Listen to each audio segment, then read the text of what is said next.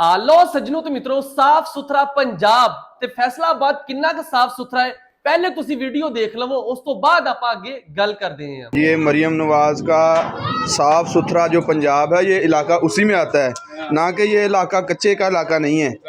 Faisalabad Sargodha road पे चक number 5 जीबे Kamalpur पे अजाफी बादी वेस्ट कॉलोनी नंबर 1 है ये।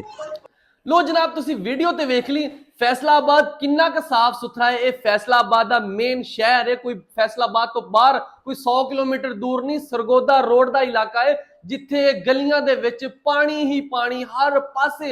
एक खातून बच्चों ਨੂੰ ਸਕੂਲ ਛੱਡਣ ਜਾ ਰਹੀ ਆ ਤੇ ਬੱਚਿਆਂ ਦੇ ਮਾਸੂਮ ਜਿਹਾ ਸਵਾਲ ਆ ਕਿ ਮੰਮਾ ਅਸੀਂ ਹੁਣ ਕਿਹੜੇ ਪਾਸੋਂ ਸਕੂਲ ਅਸੀਂ ਜਾਵਾਂਗੇ। ਜਨਾਬ ਇਹ ਬੜਾ ਵੱਡਾ ਤੁਹਾਡੇ ਤੇ ਸਵਾਲੀਆ ਨਿਸ਼ਾਨ ਆ ਜਿਹੜੇ ਸਾਫ਼ ਸੁਥਰਾ ਪੰਜਾਬ ਨੂੰ ਲੈ ਕੇ ਠੇਕਾ ਲੈ ਕੇ ਇੱਥੇ ਬੈਠੇ ਹੋਏ ਆ।